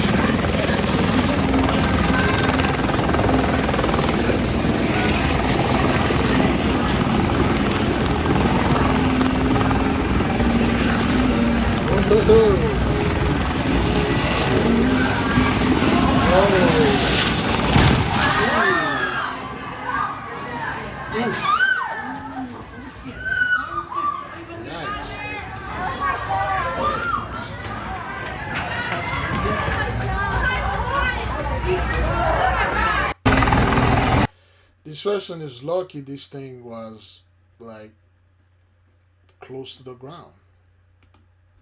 Today in court, McFarland pled not guilty to those 5 felony counts ranging from first-degree murder to child abuse. We know that he is charged with the murder of 29-year-old Marissa Devoti Lessa, his girlfriend, and also her son Josiah, who we've also learned was a second grader at Blue Oak Elementary School. Now, in that complaint, it also says that he is accused of attempted murder for another minor in that house that is only listed as J. Doe in those court documents. Now, the complaint says McFarland is facing 2 counts of first-degree murder with special circumstances. That's because it alleges the mother and son were witnesses to another crime and killed for that reason. Court documents don't say what that crime was exactly, but it does give some insight into what investigators believe led up to their deaths. McFarland is charged with domestic violence. That complaint alleges that he inflicted corporal injury on Marissa in their bedroom before she left the room and used her cell phone. Court documents say that's when the accused grabbed a gun and went to the dining room to kill her. We also know McFarland is charged with attempted murder and child abuse for the second child that was in that home. Again, those people are losing their freaking mind. We are following breaking news this morning. One person is dead and another is injured after a shooting in Minneapolis. Now here's a look at the scene. This was over at 8th and Hennepin. Happened just after 2 a.m. Now we found shell casings on the ground, a heavy police presence there. Police tell us that they will be updating us on details soon. Now that overnight incident, this is coming on the heels of a violent day and evening in Minneapolis. We know of 10 people being shot in just the past 24 hours. Right now, police in Minneapolis are continuing to search for a shooter in connection to a mass shooting that we have been following. So officials say the gunman used a weapon of war when they opened fire on a group, killing 1 and injuring 6 others. All this playing out yesterday afternoon. Happened just off of Lake Street, steps from Cristo Rey High School. School officials did not comment on the shooting, but police say the victims are all adults. Our Shayla Reeves is joining us this morning from police headquarters with the very latest on what we know. Shayla? Yeah, good morning to you. Police tell us at least one of the victims was known to the shooter, and at this time they're still pursuing strong leads in this case. If we take a look back at the scene, authorities tell us this all unfolded right around 1:30 yesterday afternoon, just east of Interstate 35. That's where police say a suspected shooter hopped out of a vehicle and fired about 30 rounds. We're told the bullets came from a high-powered rifle, striking 6 men and a woman at Clinton and East 29th Street. One man did not survive. Bullets knocked out a car window. Shell casings littered the streets. Investigators took pictures and collected evidence, trying to piece together what happened. This level of firepower unleashed in broad daylight is completely sickening and unacceptable. And this type of weapon, it's more for a weapon of war than something to be on the street here. Now, police tell us all of the victims were outside at the time they were shot, and at least 3 of them had serious injuries, very serious injuries, but Police Chief O'Hara says they are expected to survive. We're told the shooter knew at least one of the people that was shot. That shooter did take off in a vehicle. The police chief calling the damage done to the bodies of these victims, some of them, unspeakable. Heather and AJ. Our Shayla Reeves with that update from Minneapolis Police Headquarters. Shayla, we appreciate it. Thank you. Meanwhile, it's unclear if another shooting that happened just blocks away is connected. We know one person died less than a mile away from the mass shooting near 27th Street and 3rd Avenue South. This second shooting happened just after 8 p.m. last night. Police are continuing to investigate. And as we work to get details. All right, then. So, again, I'm not quite sure if that thing recorded because to me, it looks like it is recording, but things could happen because it did stop in the beginning. Oh.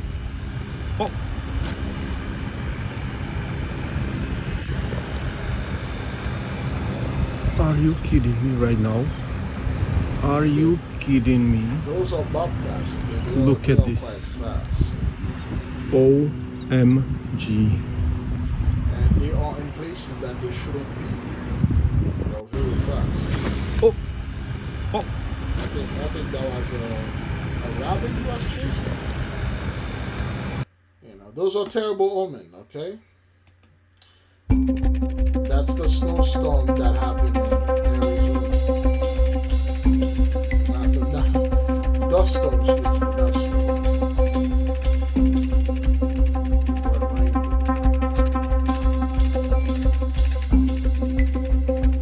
Okay, so we are in the middle of a haboob and can't see anything. We're in the middle of the haboob car, but we're kind of okay. I can see the house on the corner here. Yes, Mom, it's cooling up.